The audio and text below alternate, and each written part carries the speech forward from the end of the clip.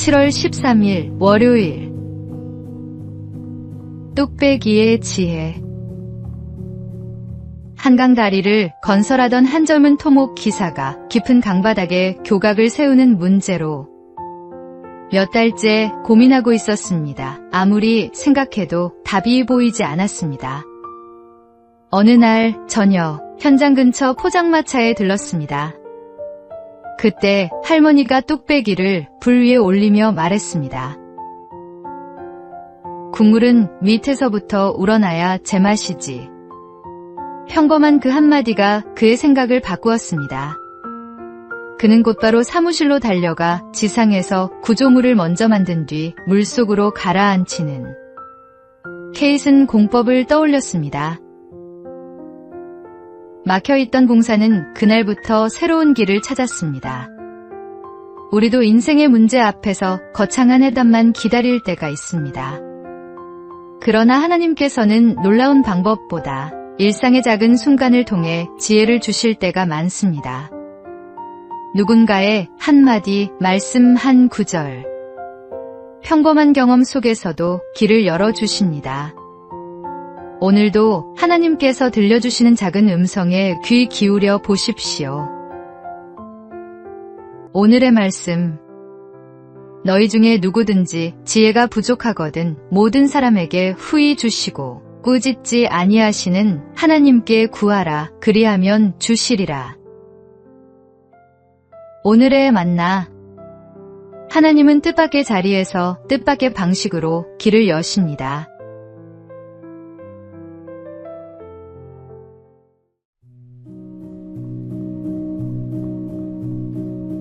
(7월 14일) 화요일.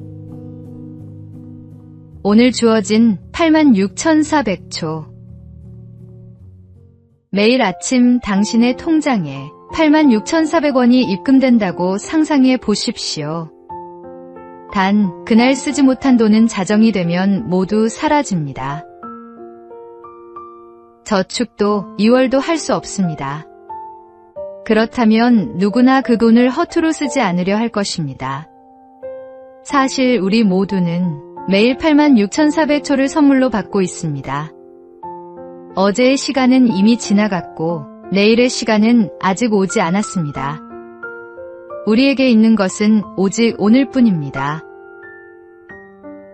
광야에서 하나님은 이스라엘 백성에게 만나를 하루치만 거두라고 하셨습니다.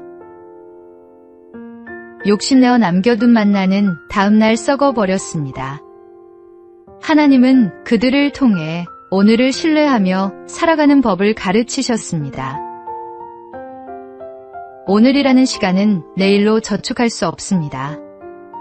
사랑할 수 있을 때 사랑하고 감사할 수 있을 때 감사하며 하나님께서 주신 오늘을 충실히 살아야 합니다. 오늘 하나님께서 맡기신 86,400초 후회 없이 가장 가치 있게 사용하시기 바랍니다. 오늘의 말씀. 세월을 아끼라. 때가 악하니라. 오늘의 만나. 지금 이 순간이 다시 오지 않는 선물임을 기억하십시오.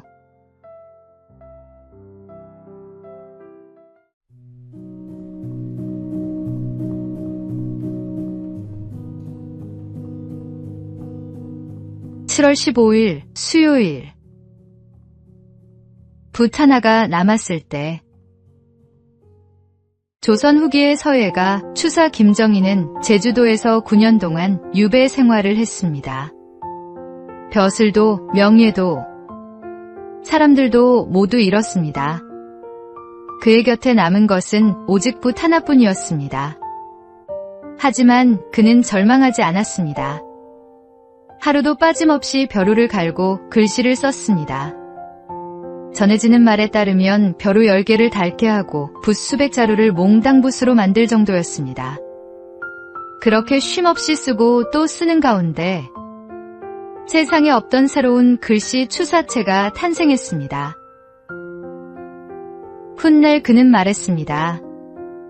벼루 10개를 구멍내고 부천 자루를 몽당붓으로 만들고 나서야 비로소 글씨를 알았다. 우리의 삶에도 모든 것을 잃은 것 같은 시간이 찾아옵니다. 지금 내게 남은 것이 붓 하나뿐인 것처럼 느껴진다면 낙심하지 마십시오. 하나님은 바로 그 작은 것을 통해 새로운 작품을 만들어 가십니다. 오늘의 말씀.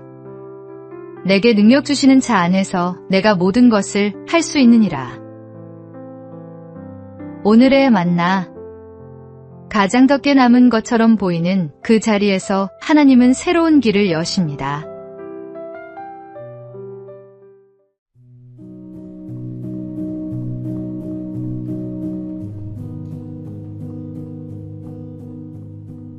(7월 16일) 목요일. 하나님이 허락하신 것. 일본의 신앙인 우치무라 간조는 사무라이 가문에서 태어났습니다. 기독교를 받아들이기 어려운 환경이었지만 그는 복음을 만난 뒤 인생의 방향이 완전히 달라졌습니다. 훗날 그는 자신의 삶을 돌아보며 이런 뜻의 고백을 남겼습니다. 내가 붙잡으려 했던 계획은 자주 무너졌지만 하나님께서 맡기신 일은 길이 열렸다. 내가 애써 만든 친구보다 하나님께서 보내주신 친구는 실패의 순간에도 내 곁을 떠나지 않았다. 우리도 살아가다 보면 꼭 붙잡고 싶었던 것이 떠나가는 경험을 합니다. 그러나 시간이 지나 돌아보면 끝까지 남아있었던 것은 하나님께서 허락하신 은혜와 사람들이었습니다. 하나님은 우리에게 가장 좋은 것을 가장 좋은 때에 허락하시는 분입니다. 오늘도 하나님께서 허락하신 사람과 환경, 그리고 맡겨주신 일을 감사함으로 받아들이십시오. 그 길 끝에는 언제나 하나님의 가장 선한 계획이 기다리고 있습니다. 오늘의 말씀. 사람이 마음으로 자기의 길을 계획할지라도 그의 걸음을 인도하시는 이는 여호와시니라. 오늘의 만나. 오늘도 주님의 인도하심을 신뢰하며 한 걸음 내디디십시오.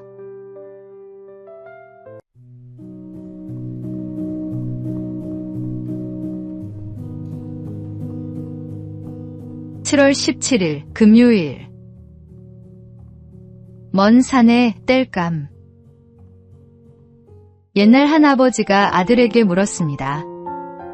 100걸음 앞 동산에도 땔감이 있고 멀리 있는 산에도 땔감이 있다. 너라면 어디로 가겠느냐? 아들은 망설임 없이 가까운 동산을 선택했습니다. 그러자 아버지가 다시 물었습니다. 그 땔감을 땄으면 그 다음은 어떻게 하겠느냐? 한참 생각하던 아들은 결국 먼 산으로 가겠다고 대답했습니다. 아버지는 미소를 지으며 말했습니다.